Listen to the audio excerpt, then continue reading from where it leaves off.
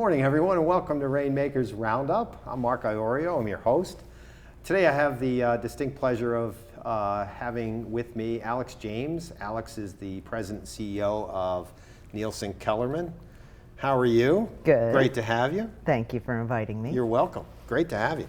So Nielsen Kellerman was just named the Philadelphia Inquirer 2019 Top Workplace. It was actually our 5th time earning that distinction. That's awesome. Congratulations. Thanks. That's very cool. Yeah.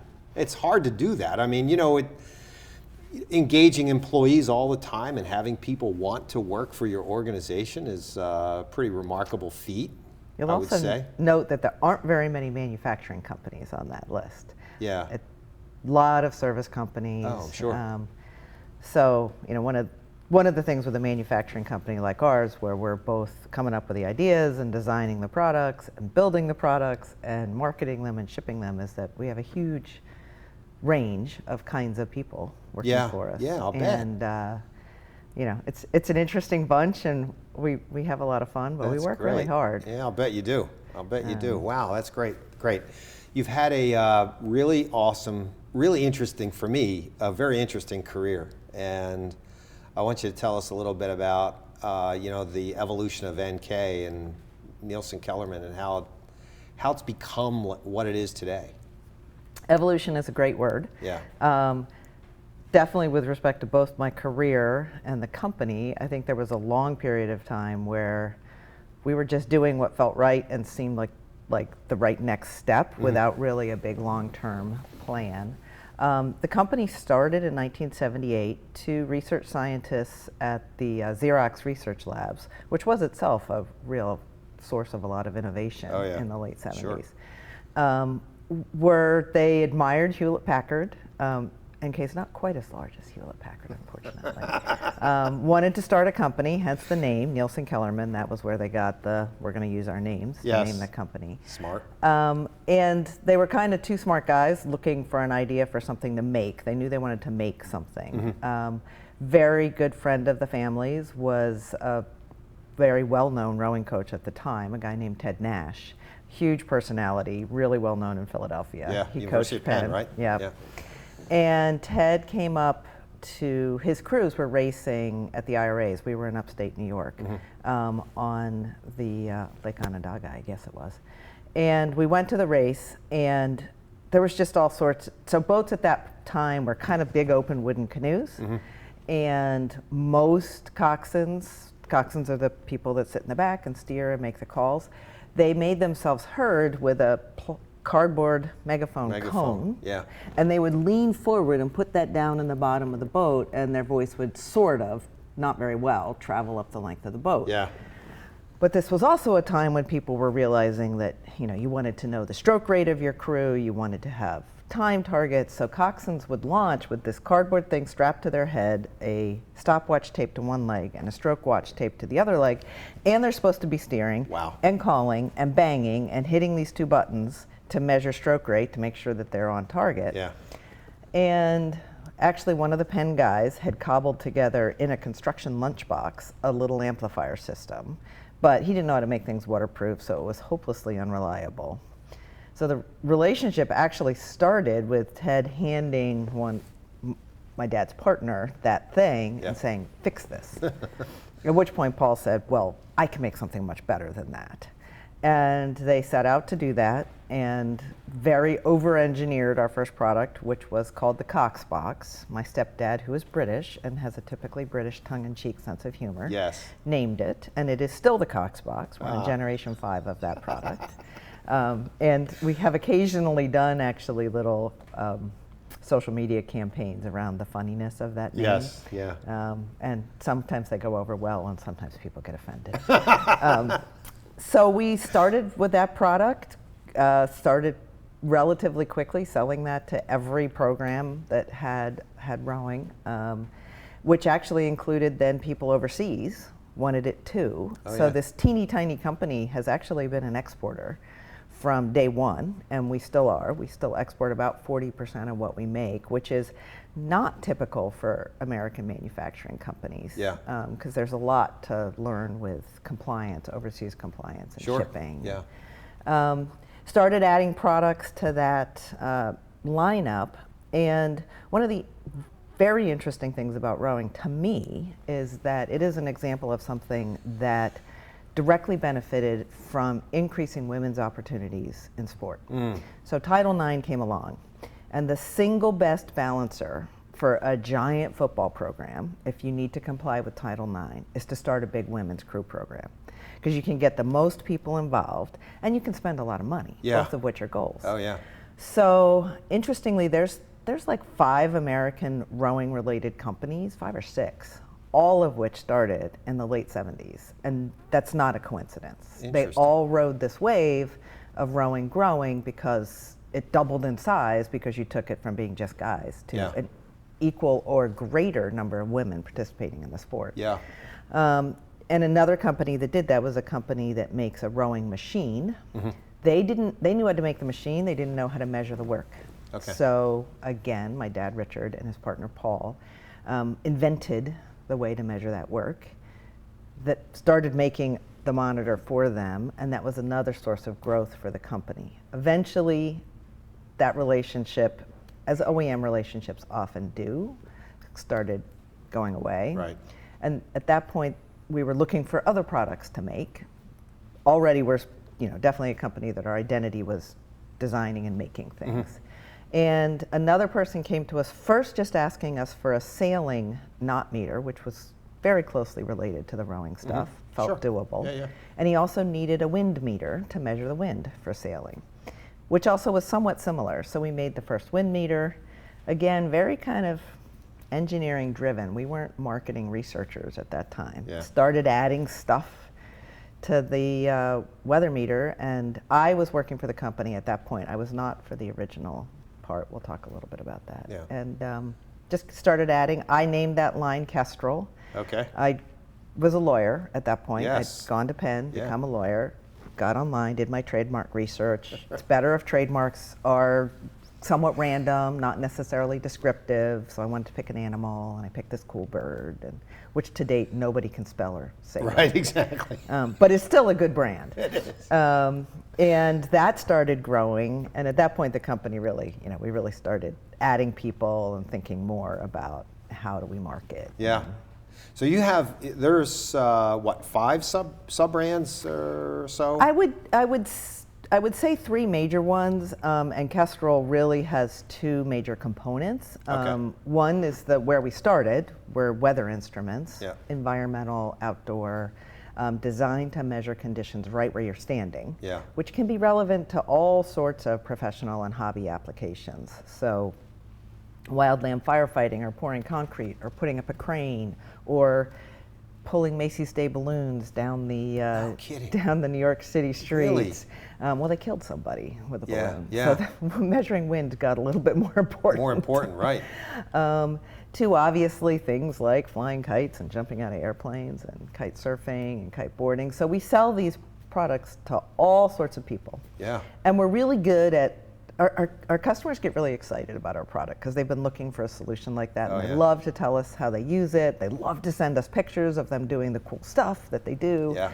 And we started getting all these questions from people that were asking about the difference between density altitude and barometric pressure and station pressure. And we're like, what are you doing? Yeah. And they were looking for inputs into computer software to calculate the flight of a bullet, which is ballistics, external ballistics. Yeah. And we were fascinated and got to learn more, and very early on supplied Kestrels on a pretty big Army contract with a PDA, remember PDA? Oh yeah, sure. This was a big honkin' ruggedized PDA. Yeah. And all the job of that PDA, which weighed like 7 pounds and had these giant batteries, the only job of that thing was to run these ballistics calculations. Yeah. So we got to know the company that wrote the software that was running on that PDA and talked to their developer, and he said, I bet you we could shrink this code enough that it could actually run on your product. Wow. And that was probably almost 15 years ago at this point. So we brought out a weather instrument with an integrated ballistics solver. And that is now absolutely required equipment for any tactical sniper, any military sniper, or anyone shooting competitively Yep. over long distance, Absolutely, yeah. or doing it just for fun. Yeah. So, so that branch of Kestrel is as big as the other whole instruments yeah. branch. Alix, you have you've had a lot of experience. The business itself, Nielsen Kellerman, is a fascinating business, but you have some experience in private equity firms, and you know, Nielsen Kellerman's on its second round, right? Yeah. Basically, would you talk about that whole experience? And I'd like you to share a little bit about your thoughts with regard to looking to acquire companies. Sure. So, you know, told a great story, founder-led business, it grows and grows and grows. Yes. And I'm in the business and eventually actually pretty much running all the operational parts of the business while the founders were still focused on engineering. Yeah. And you get to a point where the pushy second generation wants to do a little bit more and have a little equity and skin in the game. Oh, yeah. And the founders are also, their entire both identity and retirement is tied up in this business. Tied up in the business, yeah. And that's a tough challenge, and it's one that's faced by tens of thousands of companies every year in this country. It's a great thing, it's a great story. I hope we keep telling this story. Yeah. But the 60s, 70s, 80s were big time for starting companies and innovative growth. Making that transition is really hard. I didn't have the money to buy this company. Right. My dad was actually pretty uncomfortable at the thought of me, in his view, mortgaging myself to him with a long earn out for the owners. Sure. So your main choice there is, there's another choice, which is ESOP, which we explored, but it also takes quite a while. Yeah. So your main opportunity there is a management-led buyout using OPM, other Right. people's money. Yep. And typically that money is private equity. And private equity usually puts together a combination of some bank financing and some money that they've raised from various places. In most cases, a lot of that money is pension funds and insurance funds and a little bit of wealthy families, but that's, you know, it's mostly institutional money. Yeah. It's money that people are hoping to do better than investing in the stock market. Right. And so we hired a broker, and he put together the marketing materials, and we took the company to market. It generated quite a lot of interest because it was a super stable business that had grown and been profitable through multiple recessions at that point. It looked poised to grow more. So we partnered with our first private equity firm, who very much was intending to combine us with other larger, significantly larger than us at the time, weather companies, to create sort of a weather-focused roll-up. For various reasons, that proved challenging, and they didn't actually wind up buying any of those companies that they thought they were going to buy. So they wound up just holding us for 6.5 years. We grew very nicely during that time period. Really was the peak of the growth of all the ballistics and shooting products. And eventually, as private equity does, they tend to be looking for a 4 to 7 year hold period. Punch out. They have to sell the companies because they have to return the capital to the capital pool to pay back those investors. So that is one thing about private equity. They do tend to have a timeline. It's not an eternal hold, unlike family offices that hold for longer. For a long time, yeah. So they took us to market again. We were looked at by a couple strategics. We were looked at by a couple of family offices, and it wound up being another private equity firm that purchased us. And you know, at that point, I was very comfortable with the expectations, and you know, that makes them more comfortable because they can see that the executive team understands what they're supposed to be doing. Yeah. And for us, it's been good. You know, it facilitated a very nice retirement for the founders. Great. Gave the management team an opportunity to have equity and participate in both the first exit and again. You know, now we hope to do it again. Yeah. So you know, it's. Sometimes for founders, it's a little scary, and it sounds, you know, I'm going to give up all my control, and that can be true. But it can also be true that you find partners that are ready to underwrite your next stage of growth and actually are willing to listen. Yeah, we're going to take a quick commercial break, Alix. When we come back, I want to ask you a little bit more about what makes Nielsen Kellerman so different from some of your competition, right? And how you're marketing the product. We'll be right back after a message from our sponsors.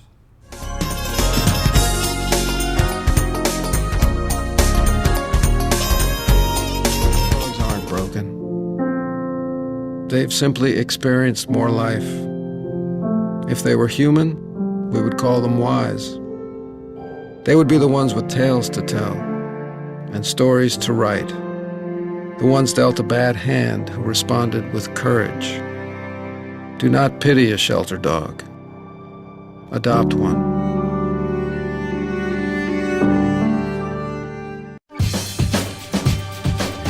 Say we've got grit, and we'll take it as a compliment. Because it's our uncommon drive, our spark within, that brings us together and sets us apart. We are temple made.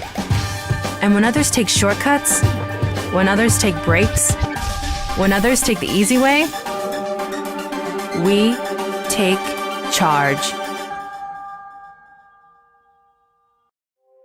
Add us on social media to watch bloopers, behind-the-scenes footage, previews, and more.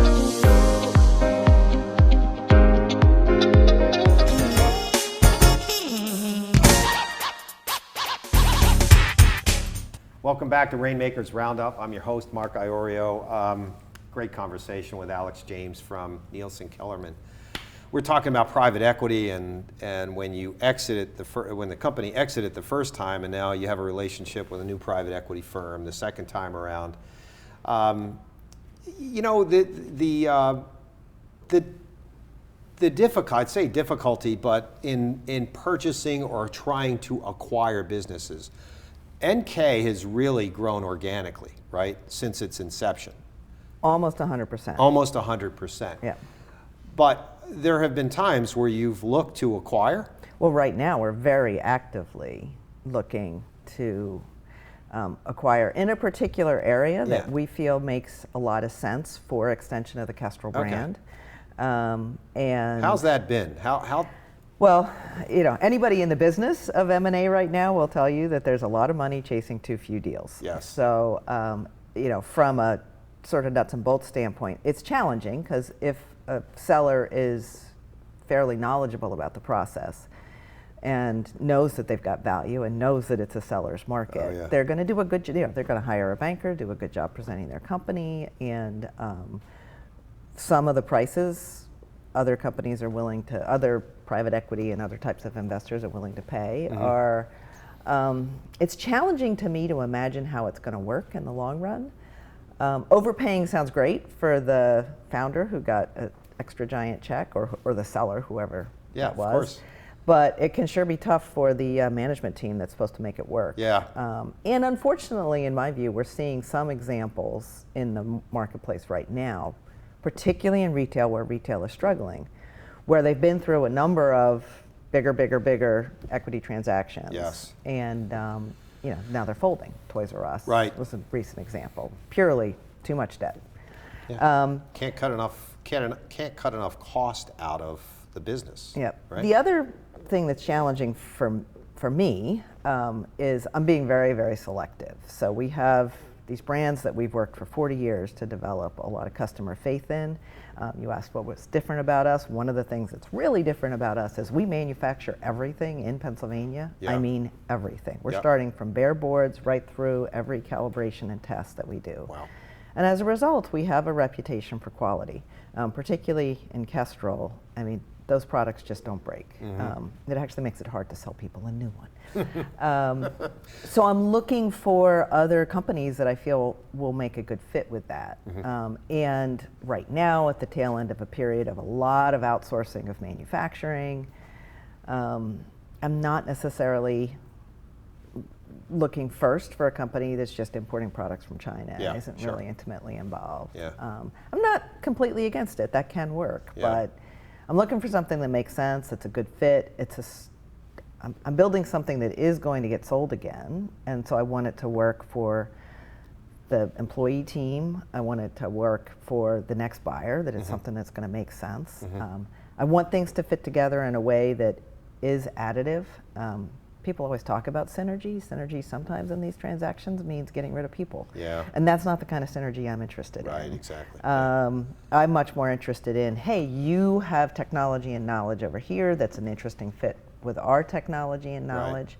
One example is right now, almost every piece of hardware you buy has some form of app support or online support. You know, your fitness watch, well, the watch is just a piece of hardware. What's really cool is the software behind Garmin it. Connect site where you Right. get to go see your performance and your heart rate and all of that kind of stuff.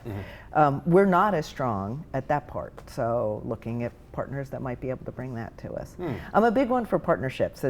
So I described the ballistics scenario. Yeah. That was an example of two companies that each knew something that the sum was way greater Yeah. than what either one of us could have done alone. Yeah. And I'm always thinking about, rather than trying to do a closed garden like, Apple, what can you do Right. to still keep your quality but create new solutions? I've always said that going through an acquisition like that is 10 times harder than finding a new client, because when you do, you say it's additive, but it could be geometric in growth. It could be geometric in growth, and we've got this great team in Pennsylvania, and Yeah. I have 100% confidence in our ability to do it, but we haven't done it yet. Yeah, you haven't done it. Yeah, it takes time. It takes a lot of time. And It's you have to be gonna patient doing it. and everything that we're looking at is not right here in Pennsylvania. Right. So now it's going to be a little bit distant. Sure. How can we take our culture, the way we do things, the way we care about quality, and make sure that it lives in the other location Yeah. as well? It's going to be It's fun. challenging, but it's fun, right? How does NK, Nielsen Kellerman, market its products, Alex? What's the process of going about marketing? So it's changed, just like everybody else who makes and sells stuff. The last 20 years have been one disruption after another. You just think you've got, we started out like, how do you get space in catalogs, and Yes. who's a good catalog partner? So that's not so much the deal anymore. Nope, And that's out the then it turned into, well, how do you get partners? How do you get it on the shelves in a store? And do they have an online presence? How are they going to? And then it turned into, well, why are we paying somebody else to do that? We should be able to do that. Right. So we're about 20% of our sales are direct to customer, either through our own websites. Okay. And we run multiple ones, or through Amazon. Okay. And Amazon is its own microcosm of that whole e-commerce space with its Yeah. own rules and very challenging back-end database structure to deal with. So we're doing that all directly.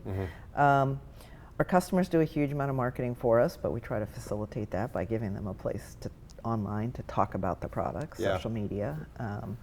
Which varies depending on which product it is. Some are more Instagrammy and some are more Facebooky. Yeah. LinkedIn, we're still trying to figure out Figure how that to out, yeah, how to it's- have a professional presence that's suitable Right, to LinkedIn. yeah. I do see some companies doing an Yeah. extraordinarily good deal. You've run NK for 10 years. You've been the CEO for 10 Been years. there for 28, run it 28, for 10. right.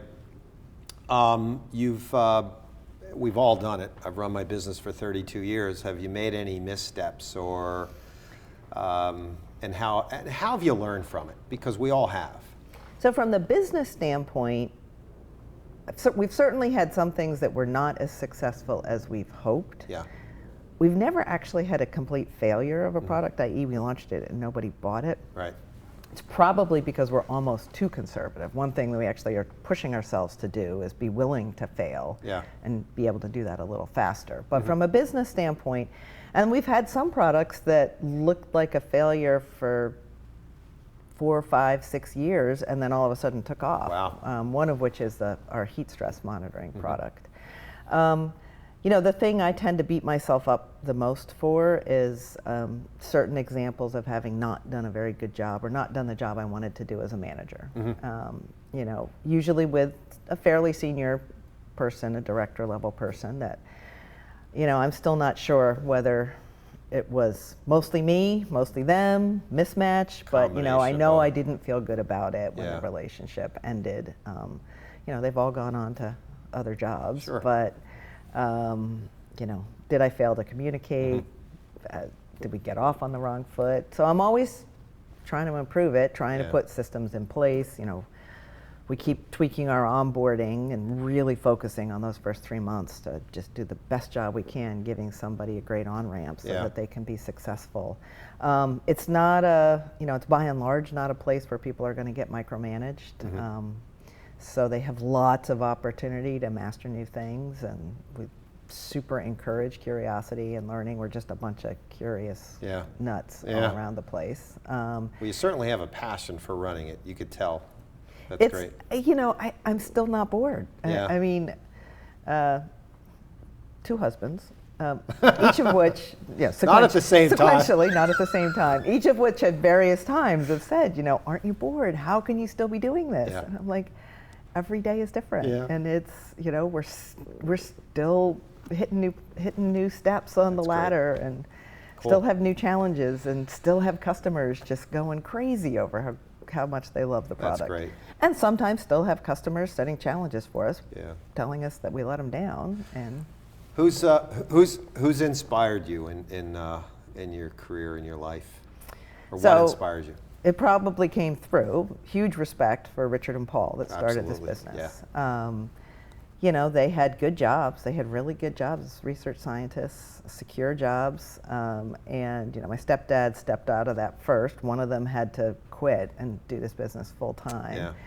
And, you know, those were some lean years. I mean, and I very clearly remember how lean those years were. And everything got invested back in the business. And they didn't pay themselves very much. And they were patient, and they did try to do things right. And learned, you know, self-taught on so many things. So anybody that does that, huge respect for starting a business from scratch. I'm much better at taking something that's kind of already rolling and seeing how to make it better than just saying, oh. Started from zero. Although I am trying to do a startup right now, I mentioned it. So we'll see how I do. You know, the people that I work with inspire me. You know, I mean, the manufacturing team works 4/10s. They roll in there at 6:30 and start cranking. And they crank until 5 o'clock. That's great. And they don't get sloppy. They will come to us with, there's a spec on this window. I've gotten 5 windows in a row with this spec. We got to tell the vendor that we can't have these specs. I mean, they are so dogged about quality. Huge respect. That's great.